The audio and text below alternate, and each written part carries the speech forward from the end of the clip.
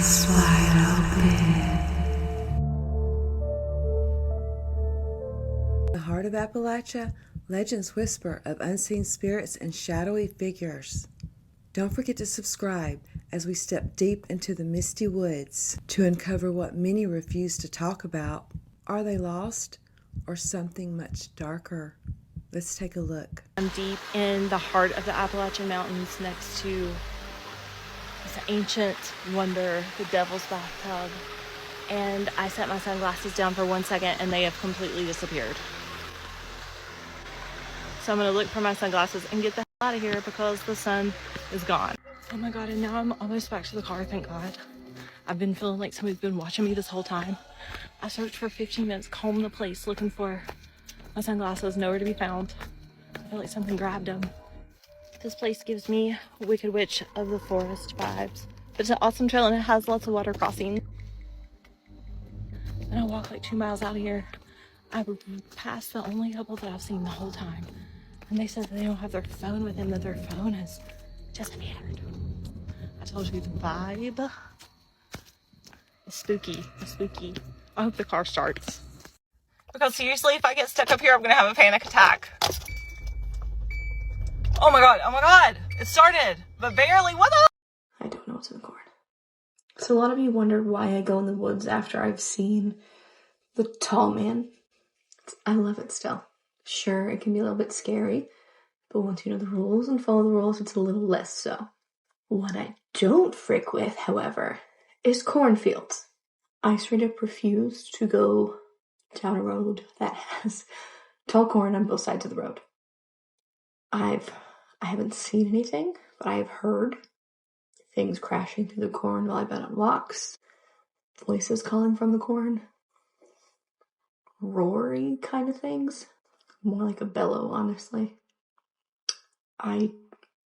Thinking about corn on both sides of me is giving me goosebumps right now. I think because I don't know what's out there, I know it's in the woods. That's fine. I don't know what's in the corn. Me and my girlfriend are on a trip. We go on a trip every year for Valentine's Day. We always end up in the Appalachian Mountains because we live in Georgia, so the nearest states around us always kind of go around the Appalachian Mountains when it comes to cabins. We do cabin trips every year for the past 4 years. So we're out here in Sugar Mountain in North Carolina. The Appalachia is here. Like, as soon as we come down off the mountain, this is bottom of Appalachian Mountain signs. Like, we're here. We've had a tiny bit of experiences here and there during our journeys throughout, and we're like, okay, we can't really count that as nothing. So I had a number of experiences here, and I'm going to explain them to you. So the first thing that happened, when we came in here, everything was cool. I looked around, I'm like, oh, this is cute, this is nice, this is cool. I felt like somebody was looking at me from upstairs. Didn't think nothing of it. I walk upstairs, my eyes go straight to an antique lamp in the corner, and I'm like, oh, it's a man. It's a man on that. I instantly see in my mind's eye this balding older white man, and he got like white silver hair, but he's not old, he's just older. So I'm like, okay, it's this man up here. So when my girlfriend had left, I sat in here by myself, and I sat here and I introduced myself to him, to the house, let him know that we're only going to be here for a few days. We come in respect. We just want to sleep. We don't want to see you, and I don't want to hear you walking around upstairs no more, because we definitely heard somebody walking around upstairs, and all this upstairs is a loft area and a bathroom. Okay, so I was like, I'm not trying to do none of that. A little bit later on, I come down, I'm talking to my girlfriend. I tell her, I say, hey, that man upstairs, whatever, da-da-da-da. And I'm like, his name, Reginald. As soon as I said Reginald, light flickered in the kitchen. It hasn't done that the entire time. I said, oh, okay, cool. I ain't finna keep bringing that up. I ain't finna keep doing that no more. I did my prayers. He know to leave us alone. We're gonna leave him alone. We here in peace. We're not trying to have none of them vibes, right? So, and if you know me, you know, if you go on my videos and stuff like that, you know that I am a medium. So I see spirits all the time. It's not like everything is like scary haunted. It's like spirits everywhere. So that's not even the craziest thing that happened out here, okay? That was just something that was like, special. The energy out here is strange. The energy out here feels like a liminal space. Like, I don't even know how to explain it. It's not safe, but it's not scary. Like, it's not peaceful, but it's not chaotic. You know, it's still, it's like being in a bubble. Like, there's no noise, there's no wind blowing, there's fog everywhere, there's no people. Like, it's a liminal space out here. It's dead silent out here and there's nothing but woods around us, right? Last night, we go to sleep. I don't know whether or not this was a dream, if I was astral projecting and I was still experiencing something, because I astral project a lot and I have lucid dreams a lot. So in this dream, in this scenario, whatever happened last night, because I woke up thinking about it, whatever happened last night, I'm laying here on the bed. Mind you, from the ghost situation, since I already knew it was a spirit in here, I covered the mirrors. There was a mirror right above the bed. Why the f*** am I doing that? And there's a mirror right here, right in front of the bed. Not doing that. Cover both of them in white. We're not playing the games. But we're on the bed. I'm sleeping. I don't even know what the f*** I was doing. I just know I heard this. Knocking, like super fast knocking. And it made me think, like, bro, humans don't knock like that. Like, what the f***? And I remember my heart dropping to my ass. Humans don't knock like that. Don't nobody come over here. We haven't even seen nobody else up here. Who will be up here? And by the time we went to sleep, it was like 4 o'clock in the morning. So who the f*** be up here at 4 o'clock in the morning, speed knocking on the door? What the hell is that? Next thing I remember, I'm laying on the bed. The bedroom handle. Mind you, there's no lock on the door. So I'm like, oh, fuck no. I start praying. I'm praying to my ancestors. And I'm like, y'all, come do your thing. Whatever it was, it couldn't get through the door. Because the shit kept, like, it was rattling. I was scared as shit. I remember looking at my girlfriend. She was scared. And when I woke up today, I mentioned it to her. She was like, nah, I don't know what you're talking about. She was like, I don't know what you're talking about. So who knows whether or not it was a dream or not. But it's something going on up here. The energy is strange. We haven't been able to sleep comfortably. Dreams have been weird. Like, it's weird. Like, the feeling is just weird, bro. It's really weird up here in these mountains. And it's like not weird in a bad way, but it's not weird in a good way. Like, you're in a liminal space. Like, if something come out the woods and get you, nobody will hear you scream type shit. Then it's like, if you have a peaceful day, that you won't hear a siren or a person for miles, you know? Like, I don't know. It's an acquired taste. I love nature and everything, but in all of our cabin trips, there's only been like one other trip where I felt like something was lingering outside, and this has been a similar feeling of something lingering out around us. I don't know. Here's a story for you. One time, deep in the Appalachian Mountains, where I'm from, my friend Brittany lived across to the other mountain, so there was like this bag road on the backside of my mountain that went all the way to her mountain. And it was like 3 a.m. and we were driving intoxicated.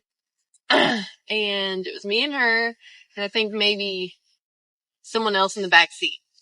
So we're driving, and we're like, you know, the night's over. We've been on our way home for a while because we lived far out. So we're driving on this back road. It's like really windy and dark.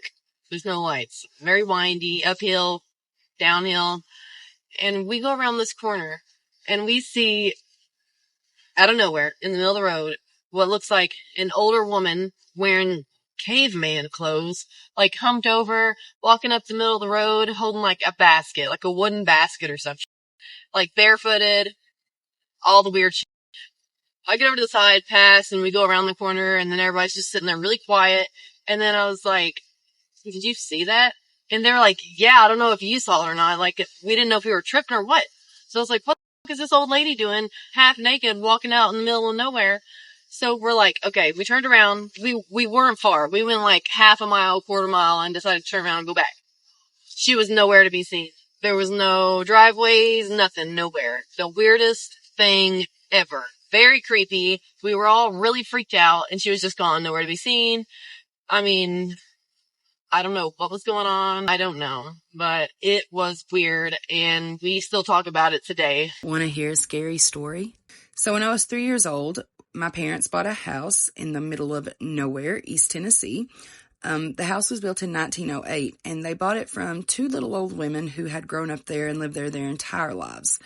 Time for them to downsize, so we got the house for a great deal. It was a gorgeous 2-story white house surrounded by a creek with woods all in the backyard. It was literally the best place to grow up possible. We had 2 neighbors move in when I was about 5. They were Native American. The wife was from the Cherokee tribe, and her husband was from a tribe whose name I'm going to butcher, but it was the Huscarora tribe. I think that's how you say it. You can correct me if I'm wrong. But anyways, so they moved in and they came to introduce themselves one day. When they pulled up, I was so excited. New neighbors were something that you didn't get often down there, so it was exciting. But when they got there, only the man got out of the truck. The woman stayed in the vehicle, which we thought was a little odd, but is what it is, right? So the man gets out and talks to my parents and me for a little bit. Within minutes, the woman was saying, "Hey, we've got to go, and we've got to go right now." So they just left. We thought that was a little strange, but again, is what it is. The next day, though, we get a phone call from her, and she says, "I'm so sorry that we had to leave so suddenly." And my mom's like, "No big deal. It's fine. Of course. I hope everything's okay." And she goes, "Actually, I have a question. I know you guys may not believe in this kind of thing, but I get like feelings. I just have this sixth sense. And I was wondering if you knew if anyone had died from a head injury in that house." And Mom was like, "Well, I have no idea, but I do have the phone number of the women that we bought it from, so I'll call them and find out." So she gets off the phone with her and she calls the two sisters and she kind of explains the situation.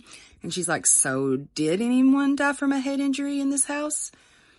And it's silence until one of the old women speaks and says, yeah, someone did. She says that they had a big family, lots of kids. So when they were all little, they were out in the front yard playing baseball one day. And their little brother got hit in the head with either the bat or the ball. I can't remember. But, back in those days, it was like, rub some dirt in it, champ, you're fine. So they didn't think anything more about it. And they all, went to bed that night as normal. But the next morning, their little brother didn't wake up. He had unfortunately died of a brain bleed from getting hit in the head. So we hear this and it's our turn to be silent. And we were like, what the heck? So Mom calls the new neighbor back and she tells her what the two women just told her. And she's like, okay, well, he's still there along with some others. And of course, we freaked out a little bit, but we had no idea what she meant. But later on, there would be some things that happened to let us know exactly what she meant. Sorry that it's taken me so long to get the second part up. So I'm going to back up a little bit to when we first moved into the house. Like I said, I was 3 years old when we moved in, and I don't have a lot of memories, but I do have a deep core memory of the day that we moved in, and it's for this reason. So we walked into the house and we were surrounded by wood paneling, wood floors. Wood was everywhere. Mom wanted to go look at the kitchen first, but of course I wanted to go upstairs because I knew that's where my bedroom would be, and I was so excited to see it. So I remember taking Mom by the hand and us walking upstairs. There were 17 stairs in that house, but we only got to about the 9th stair before Mom suddenly screamed. And the next thing I knew, we were out in the front yard. I'm telling you, my foot did not hit one step on the way down. If you could imagine a cartoon picture of a little blonde-headed girl with her feet literally as far out from under her as possible, that was me. It wasn't long until my dad came downstairs and out the front door with a fire poker and the biggest black snake I have ever seen to this day at the end of that fire poker. Talk about ominous, huh? But after I tell you the things that happened, you're going to understand why that was no coincidence. So again, I was a kid growing up in this house. We lived there from the time I was 3 until I was 15. So I don't have a lot of memories from when I was younger, and nothing crazy seemed to happen the older that I got. And I do believe that's for a reason, but we'll get into that later. The main thing that I remember about that house is the feeling. Every time you would walk up the stairs, at the 9th step or so, little hairs on the back of your neck would stand up. You would get this feeling like you're being watched. And not like in a scary, evil way, just like somebody's there. Somebody's present. Not necessarily that they're spying on you or they're watching you constantly, but just that they're there, And when that thing that's there can't be seen, that's terrifying, especially to a child. And children pick up on that kind of thing so easily. I know that I was being watched at times. You would go up the stairs, turn left and down a hall, and then you would end up at a crossroads between my room, which was on the right, and the room that the little boy I told you about passed away in on the left. Now, if you turned right, you were fine. That feeling kind of just dissolved away. But if you turned to the left and you went to that room, just standing outside that room, ooh, what a feeling. Just chill bumps and hair standing up and just the most ominous feeling you can imagine. That room was our junk room. So anytime Mom or Dad would say, hey, go grab this from the junk room, I would be like, oh, please, anybody but me. But I was the only one there. So I would go up. I would walk up those steps. I would get to the 9th step. I would feel the tingles. I would keep walking. And then I would turn left. And then I would stand at that door for the longest time, just trying to work up the courage to go in. And then I would run in very fast, grab what I needed, and jet right back out. Anytime that I had to go on a search, my mom was coming with me. I was not about to go in that room for longer than 5 seconds at a time. So although I never saw anything or felt anything other than that eerie being watched feeling, my parents had some stuff happen to them. So the story that Mom tells, the biggest thing that creeped her out, the thing that she said made her believe in ghosts, was living in that house.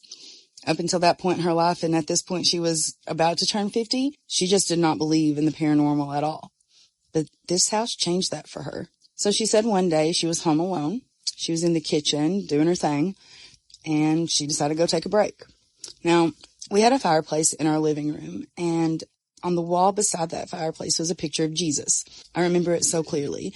It was blue and white, and the glass that was over top of it almost made it look like Jesus was following you with his eyes, which was a little creepy, but love my Jesus, so whatever, you know.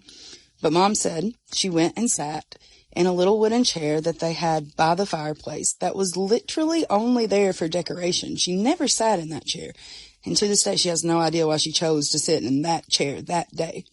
Now, guys, the chair was not up against the wall. I want to make that very clear.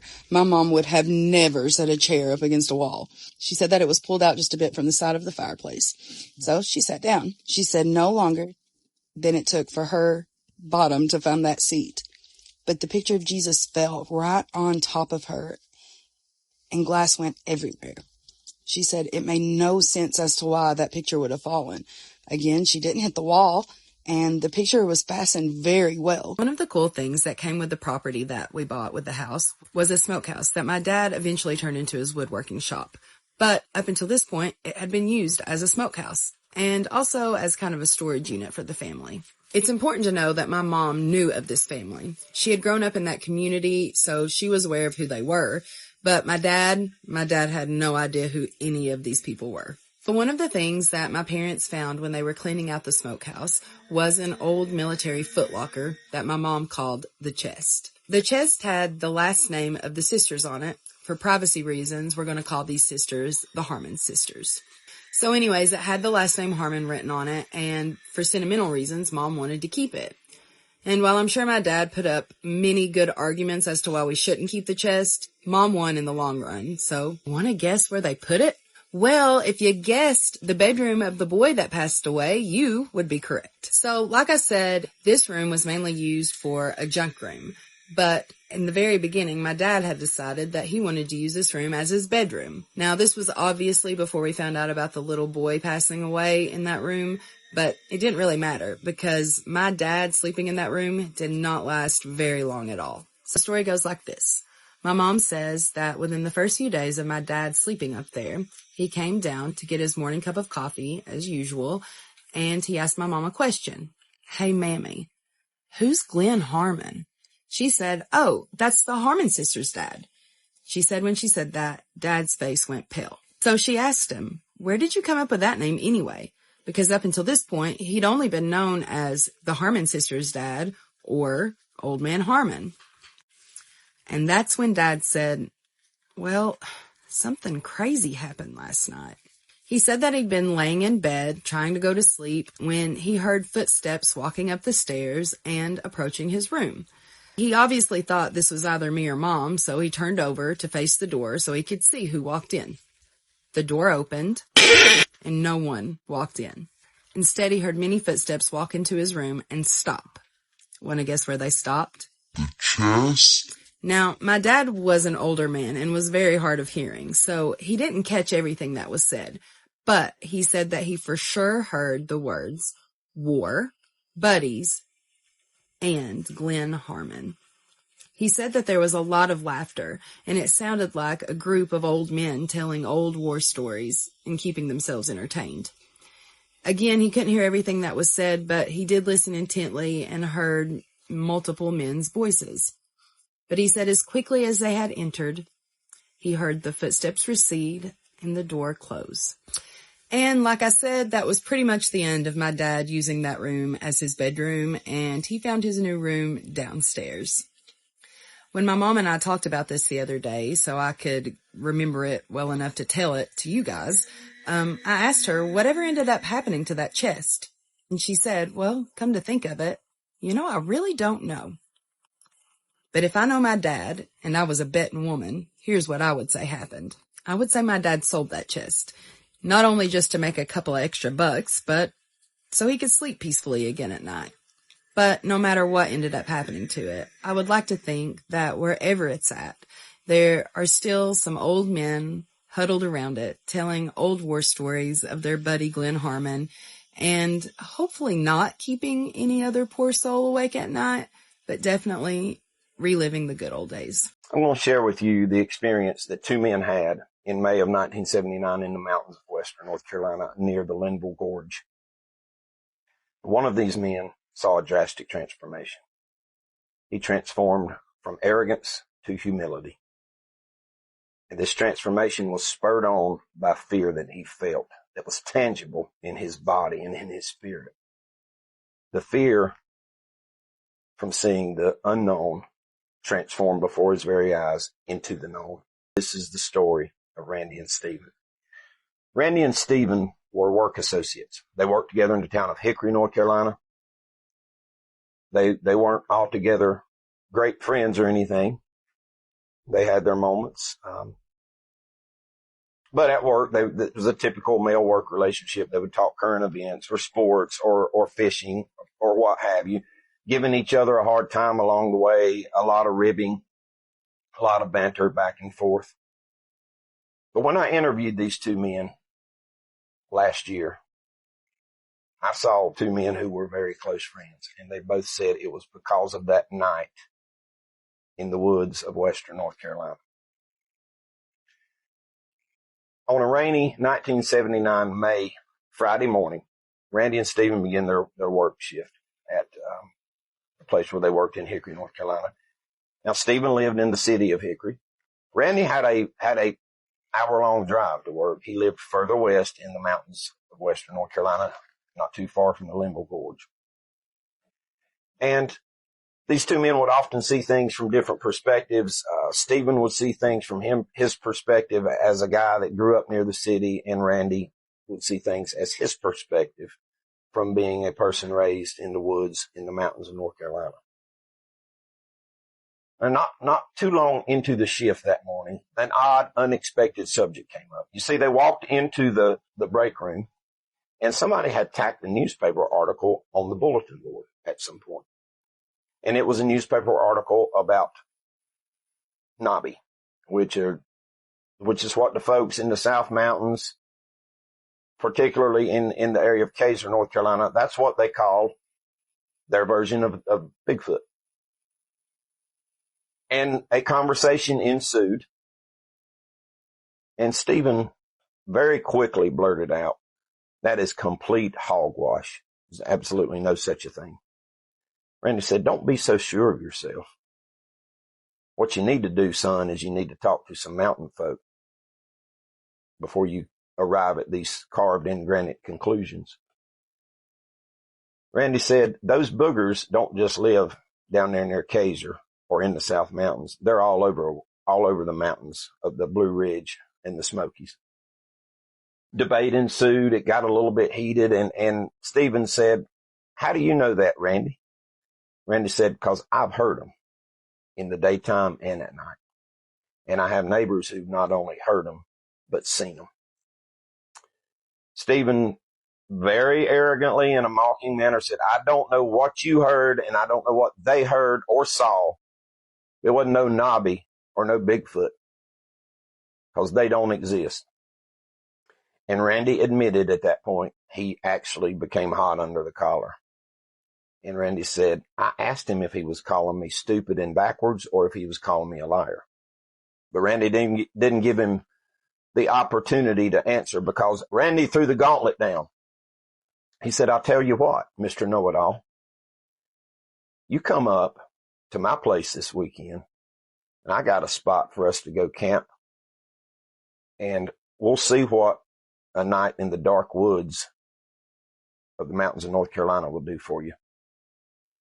Now, Stephen was backed up in that corner that we call the put up or shut up corner, and he really didn't have much of an opportunity to do anything but accept Randy's offer. He had run his mouth. Now it was time to put up or shut up. So that next morning, Stephen drove up to Randy's place in the mountains with his knapsack and a sleeping bag and a few other things. And Randy greeted him in the yard. And Randy said, that grin on your face is going to be gone by about a half hour after sundown tonight, son. Randy drove him to a remote logging road about 2 miles from his house. These old logging roads, they're all over the mountains, and some of them are grown up and not traveled very often, usually only by hunters or people that hike deep into the wilderness. The place that he took Stephen was desolate and out there in the middle of nothing. The men parked, walked into the woods, and little did they realize that the next morning they would both walk out drastically changed men. As they set up camp, the banner continued. Stephen was just full of himself and full of mockery, making monkey noises and shouting things like, I've got bananas for all y'all. I've got bananas for you. Come on down and get them. Save us the trouble. Come show yourself. And Randy warned him. He said, don't holler insults into these mountains because they'll come back on you. Stephen always had a smart wisecrack for everything. Late in that afternoon, Randy walked Stephen away from camp and into a nearby cove. Now, Randy's neighbor had hunted this area, but the neighbor refused to not only not hunt there anymore, he wouldn't go back to that general vicinity. But as they walked along, Stephen was still entertaining himself with his wisecracks and his mockery, saying things like yuns are dealing with moonshiners, is trying to scare y'all away. Speaking of liquor, y'all been drinking too much of it up here. Hey, I wonder if these monkeys drink liquor. We should have brought some liquor with us. We could have partied with these monkeys. And Randy was getting more and more and more tired of hearing Stephen's mouth. He told me when I interviewed him, he said, I knew that the time was coming when the sun set that his mouth was finally going to be shut. So they arrived at the desired destination, and Randy said, we're going to sit down and listen and watch and talk quietly, if at all. And Stephen had a few more insults to throw in there, and Randy finally said, just shut up and listen. Stephen said at that point he was realizing that he was riling Randy up and getting under his skin, and he said that he wasn't through with him yet, but for the moment he was going to stop with the wisecracks. But about a half hour later, the two men both clearly heard a long, deep frequencied guttural howl that went on for 15, 20 seconds. Then they heard distinctive ape-like noises. It was dark by then, and the noises would stop and go a period of time, making the men wonder if it was over, if they was going to hear the noises anymore. And then suddenly they would hear more monkey sounds or howls or whoops. At one point, they heard an odd whistling noise. And it continued for a while, but then the sounds started getting closer to the two men's position. And Randy said at that point, he became uneasy and alarmed. He said that there was that feeling that a person gets when something's just not right is what he experienced. That every fiber of his being was saying, let's get up and get out of here. And he told Stephen, he said, let's go. Let's get back to camp. Stephen had some wisecracks loaded for him. He said, no, I think I'll stay here, but wait a minute. I better go with you so you don't get lost and things like that. And Randy looked at him and said, we're going to get back to camp because you've brought them on top of us. They headed back to camp the whole way, hearing various other noises. And all the while, although they were proceeding toward their camp, the noises still yet seemed to be getting closer. And they were just about back in the camp. And suddenly, there was not just one of those weird sounding, eerie, guttural howls, but several. And it stopped the men in their tracks. We'll pick up where part one left off. They were headed back to camp being pursued by things unknown, just making a lot of racket, yelling and hollering and whooping. And Stephen said that the thought kept going through his mind the entire time as they were retreating back to their camp, that Randy had set all of this up ahead of time and that had some accomplices who came out and were doing this to scare him and get a laugh over on him. But the sounds of their pursuers seemed to be getting closer, faster than the men could make up ground getting back to their camp. And they were carrying old school bulky flashlights. Those people in my age group will remember them, but they had a big battery pack and it set down on top of the battery and you screwed thumb screws down, and they were bulky, didn't have a heck of a long life. So as they were making their way back to camp very quickly, I might add, Randy's light went out. His battery died. And he told Stephen to stop. He said, stop, let me have your light. Mine's gone out. And Stephen replied, said, you're really doing this upright, aren't you? Now your light's going out, huh? Randy yelled and said, okay, fine, I'll follow you back to camp. Don't get us lost. Well, Stephen knew good and well that he would get them lost. So he said, I'll play along, but if you run off and leave me, I will pay you for this. So Randy took the light and the two men kept going. And they were crossing a creek, which was the last boundary they had to cross before they was back in camp. And old Stephen did a face plant in the creek. And he got up cussing. He completely lost it and said, this is complete BS, except he said the whole words. He said, I am done with your BS, Randy. And Stephen didn't realize how close they were to camp. But he was just having a complete meltdown, a panic attack. Now the noises of their unknown stalkers were extremely loud now, and it finally dawned on him in the middle of his meltdown how close these sounds were. And both men would say later that they thought that they were going to be overtaken at any moment. Randy grabbed his smaller spare flashlight and gave it to Stephen in exchange for the big flashlight. And both of them were just in a state of indecision for a few minutes. Just frozen in place. And the noise and how they were hearing the noises and how they were hearing the clear sound now of walking in the leaves. They heard something traveling behind them. It was close enough. They could hear the footsteps in the leaf litter. And Randy had brought 2 pistols, but he made a snap judgment. He said, he thought to himself, I'm not going to arm Stephen because he's had this meltdown and I don't want to be shot. Stephen, meanwhile, was back to cussing, and he was yelling at Randy over and over, get your damn friends to stop. Get your damn friends to stop. I've had enough. And Randy said, I wish they were my friends. And Stephen yelled and cussed again. He said, screw that. I cleaned it up a little bit, and he shined the light straight ahead in front of him. And he charged in the direction that he was shining the flashlight, which was toward where the noises were coming from.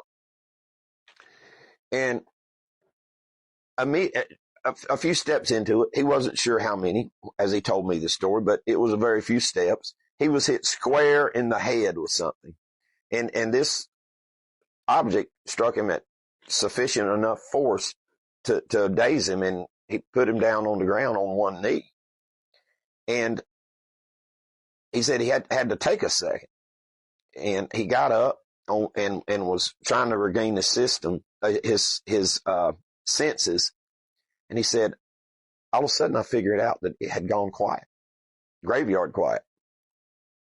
All of the yelling and hollering and whooping had quit. And Randy was approaching him, angry with him, first of all, for charging into the darkness. And he was about to ask him, what's your problem? And Stephen was about to ask him, what are we going to do? And suddenly both men started getting pelted by rocks.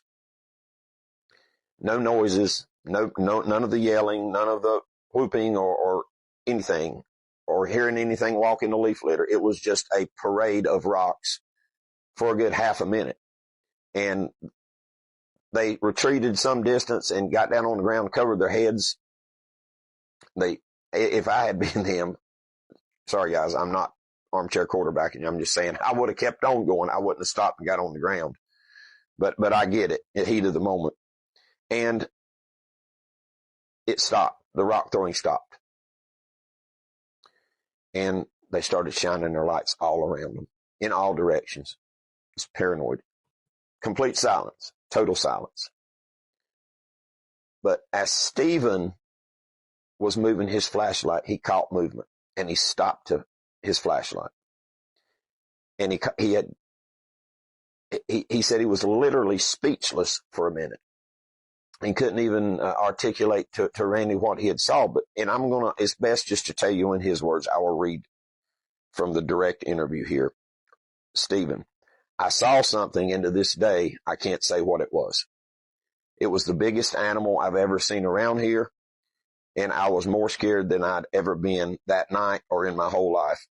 It was moving from my right to my left, about 25 yards away or so, and it moved like a ghost in them woods, like it was gliding on 2 feet. And he looked at me and he said, how something that big could move so effortlessly and quietly is beyond me. And he said the thing of it moving just like a ghost, it was so quick, so stealthy, so quiet. He said that creeped him out more than anything, and started making the panic want to set back in. Except this time the panic was that he was actually going to get hurt by some kind of creature, as opposed to being pranked by Randy and some guys. So that stopped, and nothing else happened. No more noises, no more anything. But they both reported to me, said that a bad smell lingered in the area for just a few minutes, and then it was gone. And they were in silence. And then finally Randy broke the silence, and he said, I apologize to you for bringing you out here. He said, I never thought something like this would happen. So I thought we would hear some things, and that's it.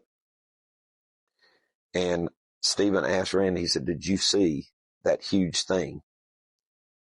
And Randy said, no, he didn't. And Stephen asked him at that time, he said, can we please just get out of here? They left, got to their vehicle post haste, and like his neighbor to this day, Randy, and certainly Stephen as well, never returned to that area again. So I talked to Stephen about it one-on-one, and I asked him, I said, why did you just immediately declare that this type of phenomenon was just completely impossible? And he said, a quote, I was told that it was not real, and it just didn't make sense to me. And I asked him, I said, who told you that it wasn't real? He said, well, just people in general, I guess. Then I asked him, I said, why did you feel so comfortable making fun and mocking people? He said, I don't know, but I'll never do it again. Skepticism we need. Mockery and arrogance and meanness we don't need.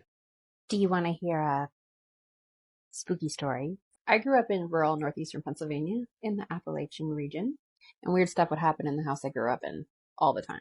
And it wasn't a spooky old house. It was a modular house from the 70s that was kind of put on an old cow pasture, but it was like atop a hill. A swamp was across the street and forest was all around. So I was around 4 or 5 years old, and it was around Christmas time. I was really bad at keeping my bedroom clean. My mom said, Savannah, pick up all your toys or Santa's not going to bring you any presents. The elves are going to come take your toys and give them to kids who will care about them. And I'm like, oh no, that's never going to happen to me. I don't want to clean my bedroom. We went Christmas shopping and came home. It was like a long day. And I remember my mom was giving my brother a bath. And I went to go into my room to mess around with my toys. And I usually would push the door all the way open to the doorstop. So I remember trying to push the door all the way open, but it got stuck on something. And I was like, what's behind my door? So I went to peek around the door, and to my shock, there was a tiny man. It sounds crazy. So the best way I can describe it is it reminds me of like an elf, but like a nightmare fuel kind of elf. As a 4 or 5 year old, like you would think I would imagine an elf to be, like a cute Santa's helper elf. This thing had the skin that most resembled a tomato, had very shiny, tight, red skin and a big nose. And I think it was wearing clothing that was very red. I don't think it was naked, but I think it had clothing on that was red. It was just the whole thing from head to toe was red. And I remember looking at it and like being terrified, and it looked at me and it was like, I remember it made a noise that was like, and then I'm like, Mom! So I ran to the bathroom where my mom was giving my brother a bath, and I'm like, oh my God, Mom, there's an elf in my bedroom. It's going to eat me. I'm scared. And my mom was like, no, you're just thinking about the elves that we were telling you about that were going to take your toys. Like, it's your imagination. But I was like frantic. I'm like, no, girl. Like, there is an elf behind my door, and it is not a normal elf. Eventually, I got my mom. After she gave my brother a bath and took her time, I got her to come into my room and look behind the door. And of course, nothing was there. I remember this so vividly. And I was not a kid who I knew the difference between make-believe and real. And this was like, to this day, I swear to God, I saw this thing. Now, weird stuff would happen all the time in the house I grew up in. Like, my dad always chalked it up to electrical issues, but how do you explain a vacuum cleaner turning on completely by itself without any plug? Like, it was not plugged into the wall. Didn't have batteries. Didn't even use batteries. Just turned on. Like, vacuum cleaners in our house would turn on all of the time. And you would hear sometimes footsteps running up and down the hallway. And this house was it was a modular ranch house. So it had like one long hallway, and you would just hear pitter patters of little feet running up and down the hallway all the time. Weird stuff would happen in this house all the time. But anyway, that is the story of the elf. So I posted this a few years ago, and a few of the people that watched that video commented that sounds exactly like a duende, which hopefully I'm saying it right. I didn't hear about that until then, but after doing a little bit of digging, checks out. They're kind of like mischievous spirits in the forest that like to mess with kids. But yeah, that was the only time I saw it. But like weird stuff would happen all the time. I have seen the Catman twice now, but he's been at my house for the last 4 days. If you're new here, I'm being stalked by a Catman. The other night, I saw a man who was bipedal on 2 feet, built like a man, but with a cat's face, like a cat's head, ears, fur, and the reflective eyes. Since then, my dog has been acting super strange. He doesn't really want to go in my backyard anymore, and I've been having to take him out in my front yard to let him go potty. My backyard also smells like cat piss. It smells a little bit better today because it rained a bit last night. Speaking of which, I saw it last night, but it didn't do a lot of the scratching on my doors and windows that it was doing the nights before, and I think it's because it started raining and storming pretty bad. Now, a lot of you guys have suggested that this Catman might be a flesh pedestrian, but when I first moved into this house in early 2022, I believe that I had a flesh pedestrian situation. In fact, quite a few things have happened on this property. Nothing's happened in quite a while, so I didn't really think about it, especially because I was so shocked by seeing a Catman. I know a lot about cryptids, like the basic ones, Bigfoot, even dogmen. I know dogmen are common in Appalachia, but I had never even heard of a Catman before. I had no idea anything like that had ever even been seen. I've had spiritual things happen. I've had not demonic spirits. As far as cryptids, all I had experienced before was seeing what I believe was a mimic impersonating a friend of mine. I still think he currently does have a mimic, but that's a whole other thing. But as far as this certain cryptid and some of the other things that I'm learning that I may have seen around this, well, I did see around this property, I just didn't realize they were cryptids. I am wondering if anybody else in North Georgia, like north of Atlanta, is having things like this happening, or experiencing anything like this. From my research, it seems like a lot of other people are. I lived in Appalachia for the first 26 years of my life. More specifically, Mason County, West Virginia, which is home to the Mothman.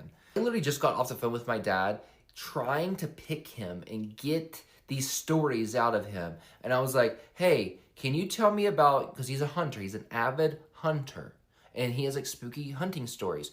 What's scarier than being alone in the woods by yourself? And I was like, hey, can you tell me about X, Y, and Z? And he was like, Bubba, don't make me talk about that. And I was like, oh. And I was like, what about X, Y, and Z? And he's like, Bubba, no. Bubba, I don't want to talk about it. And I was like, okay, but I'll be back. And I called my mom and I called my brother to get details about this story, because this man at the ripe age of 61 doesn't want to divulge these secrets, even though he told these stories when I grew up, as I grew up.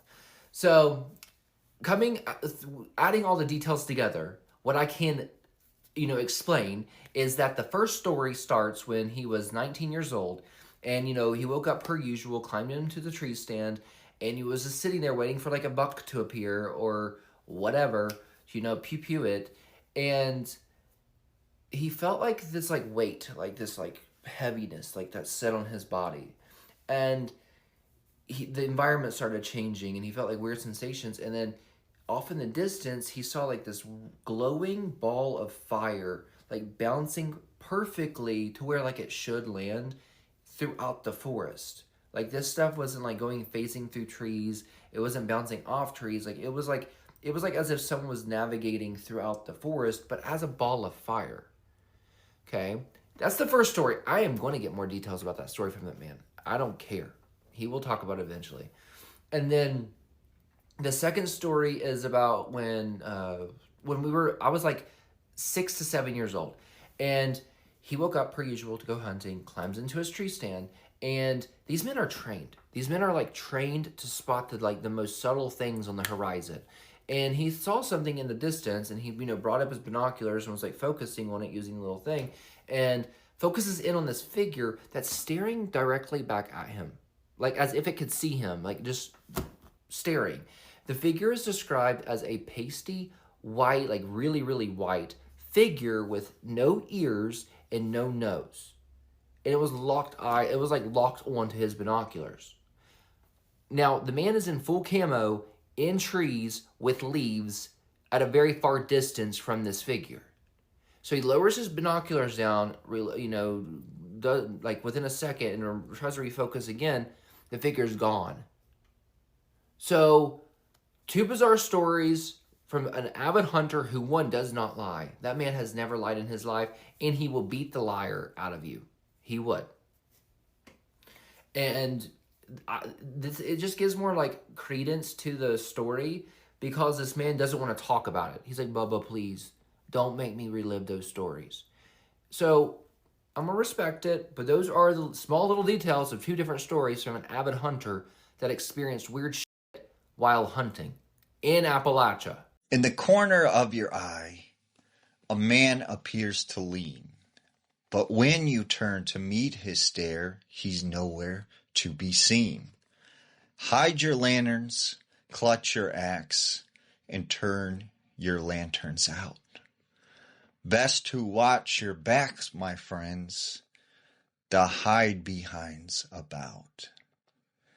Now, This is a rhyme that was sung by the children in the colonial times in the Appalachian Mountains. It's said that several colonial loggers had disappeared, and they blamed it on something called the hidebehind. Now, the hidebehind is said to be this evil entity that lives in the woods, but no one ever sees it because it hides behind trees, rocks, bushes, and from time to time, it'll peek out. Now, one thing we know about this is these hide-behind creatures are very territorial.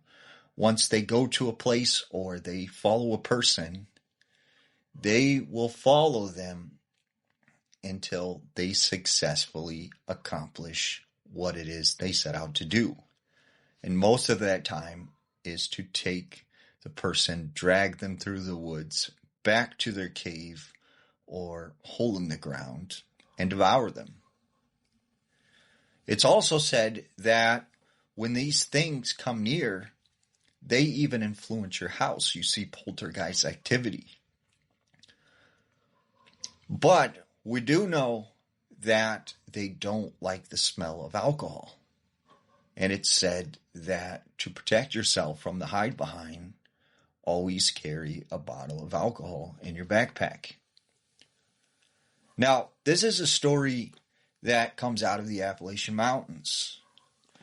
There was this man named Lucas, and Lucas was this prospector who loved to go out in the woods and collect rocks. Well, his friend had owned several acres in the Appalachian Mountains and gave him permission to go out there and search for some rocks. So he packs his bags, he gets in his truck, and he drives out to the spot. Well, he starts making his way through the woods, hiking to this creek where he had found rocks before, when he notices like this carcass of a rabbit. And a few feet ahead of that is another carcass of a rabbit. And a few more feet ahead of that is another carcass of a rabbit. In total, there are 8 rabbit carcasses. And these things don't appear to be eaten. It doesn't look like there's predators. It's as almost as someone placed them there neatly in a row. And so Lucas thought, that's strange. Like, why in the world would someone do that? Like, what's the point of that? Well, he kind of forgets about that and makes his way to this creek. He starts looking for rocks and stuff, and he finds some good ones. He puts it in his bag. Well, it started to get dark, so he didn't want to be in the woods at night.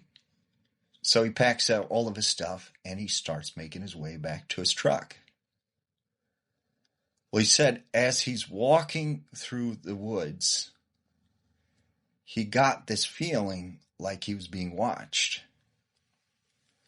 And he said as he's slowly making his way through these trees, out of the corner of his eye, real quick, he said he sees this thing just peek from behind a tree real quick. And he said it had like this blue skin, white, long hair, and these like yellowish colored eyes, and sort of like this black rings around, under its eyes. And he said, what in the world, like, what was that? He keeps walking, trying to get out of the woods and just get back to his truck. And then from another tree, he sees the same exact thing. Just peek behind real quick. And then from another tree. So he takes off running as fast as he can. And as he's running, he can hear kind of in the wind something saying, Lucas, Lucas. And it's like, kind of all around him. And he said he noticed as he's running through the woods, like it almost seemed like the whole forest was alive and moving. And he could see all these heads just sort of peeking out from behind the trees, staring at him. He manages to get back to his truck. He jumps in, he starts it up. He starts driving away down this highway. And he said as he was driving, he thought, okay, good, like I'm away from this. Everything's going to be all right. He said all of a sudden, this face that he had seen in the woods pops up from in front of his trunk, or the hood of his car. And it's right in front of him, looking at him through the windshield. And then it pops back down. So he swerves and almost crashes the truck. He manages to gain control, and he continues driving as fast as he can. He gets back home, and he said he grabs his rifle out of the closet, and all night long, he lived next to the woods. So he was thinking whatever this was might come to my house. So he locked all of his doors and his windows, and he's looking out each window, waiting to see if this thing came. And he said out of the corner of his eyes, he could see stuff peeking from behind the trees. And all night long, this happened. And then in the morning, it was over. And he said for 3 months, nothing happened. He never seen it again. And then one day, he was in his living room. And all of a sudden, his radio turns on by itself. And he hears this song. There is someone behind you. Turn around. And it was a song by the Letterman. And he's like, how in the world did that radio turn on by itself? He goes and he inspects it. He can't figure it out. So he turns it off and he unplugs it. It starts playing by itself. There is someone behind you. And he said, all of a sudden, it went backwards. And he said at that point, he got rid of that radio. We said weird things, would happen. Lights would turn off and on by themselves. There was a pitcher in the kitchen that exploded by itself. And then one night, he's home alone. And he said he was sitting in his living room. And he starts hearing that song again. There is someone behind you. Turn around. And he's like, where is that coming from? Because I don't have a radio anymore. And he said all of a sudden from the hallway, he sees that thing he had seen out in the woods peek from behind the hallway. And so he runs into the other room, and everywhere he goes, he keeps seeing this thing peek out at him.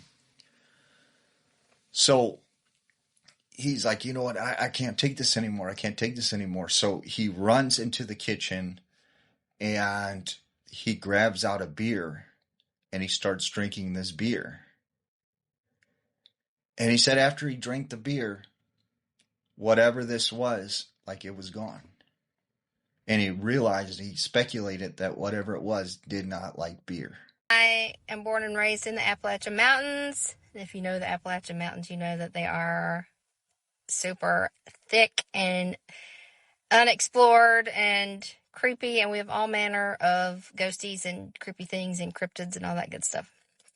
So, this is a story from a friend of mine who visited the Moundsville State Penitentiary, which is a very famous prison. It held lots of very famous inmates in Moundsville, West Virginia. And now it's closed, but they do tours.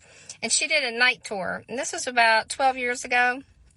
So this is just, I've known this girl since kindergarten. So she was just there, taking lots of pictures, having a good time with her mom. And So there's a lot of creepy things in her pictures, a lot of like orbs and stuff, which I have a couple weird orb stories. So I'm like, oh, these are so cool. And then I get to this one picture and my mouth absolutely dropped. It was absolutely crazy. And she's like, isn't that weird? It's the first picture I've ever seen that's like, I'm like, that's a ghost. That's a ghost. And I can promise you this is completely unedited. This was before, I think pretty much all we had was Facebook at the time. This is before there was any kind of like photo editing stuff to be able to do this. This is a natural, raw picture taken at the Moundsville State Penitentiary. And I asked her, I was trying to think of like logical explanations. I was like, was somebody smoking? Which still, it's a stretch, but like, I was like, oh, maybe it's cigarette smoke. She's like, no, it's a tour. You're not allowed to smoke on the tour. I'm like, yeah, that's right. You're not allowed to smoke on the tour. So this is a picture of the wagon wheel gate, which, the thing about the wagon wheel gate is this is where the prisoners were executed. You'll see a trapdoor at the top, like underneath the arch, and that's where they were hung. So this is a picture of where the prisoners were hung, and you can see our little ghost friend enjoy the ghost of Moundsville State Penitentiary. You may have to zoom in a little bit. I'm obviously in the middle of getting ready, but I cannot quit thinking about this story. That I live in Appalachia. My family is from Appalachia, and my mom is the baby of 12. She grew up on a farm. Her family homesteaded. Her mom and dad grew and raised everything that they had. Obviously, being a mom of 12 was a super tough person. Lived up in the head of a holler. They were the last house on the holler, and they owned a couple of acres up the hill. The sun was going down, but my mama had to go up the hill and feed some of the animals, I guess. And it was at the edge of dark, so she didn't really have any light except, the sky, obviously. Goes up there, and she feeds the cows.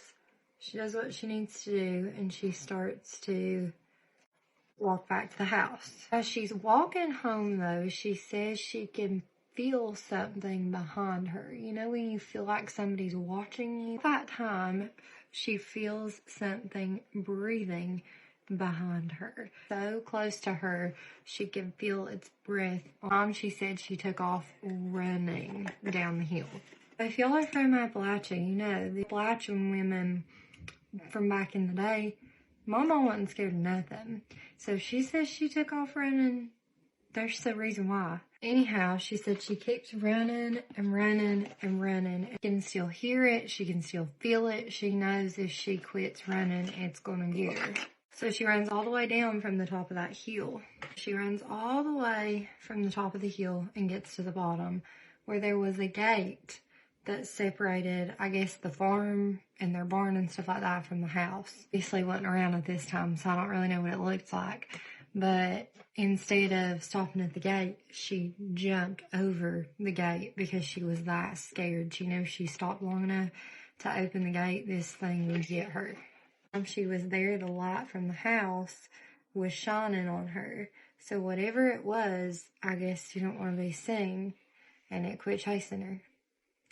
I've heard so many people say that older women from Appalachia will tell you not to go outside at night. My mama told my mom never to sit by windows at night, even if they were closed. What if I told you there's a lake in eastern Kentucky where a significant number of people have gone missing? And around the same time the disappearances started, sightings of a mysterious creature began. Creature described as being hairless and over 6 feet tall. Sightings began in the mid-1980s, and the first known report came from a local business owner. Over the span of several months, starting in the summer of 1985, the man made multiple police reports regarding something lurking on the backside of his convenience store parking lot after dark, something he described as not human. On one occasion, authorities responding to the store owner's call found trash receptacles turned over and trash strewn all over the lot. They advised him it was likely just a bear or some other large animal and told him to be careful about going out alone at night. Over the next couple of months, the police returned to the country store again and again, each time finding various instances of property damage, despite the store owner swearing he had no real enemies and no one he could think of had a motive to commit these acts. Twice, the man's car tires were flattened, but they weren't cut. Both times they had enormous puncture holes in them as if something had bitten them. An employee's car was covered in what looked like claw marks, but the marks were ruled as being too wide and too deep to have belonged to any known animal species in the area. The windows on the back side of the store were smashed, though luckily no one seemed to have actually entered the store. But there was never any solid evidence to lead them to the identity of the perpetrator. Meantime, word was spreading about the campgrounds on the opposite side of the highway. More visitors were coming with their campers and their tents to enjoy the lake and the peaceful forest retreat. It wasn't long after that people started going missing. All right, so I live in the Appalachian Mountains, and if you've heard anything about them, it's probably this. Search area has expanded as the days stretch into a full week since the youngster was reported missing. If you hear something in the woods, no you didn't. No you didn't. Keep walking. You do not want to be outside when the sun goes down. There's a cat with no tail. What is that? Oh gosh. Okay, so basically, it all started whenever I was younger, like, I don't know, I was a kid, maybe 8 or 9, and I remember having these really, like, horrific, like, nightmares or, like, night terrors, and my parents, said that multiple times I had, like, woken up in the middle of the night, or they had woken up to me walking around in circles, of, like, around the coffee table, just, like, scream.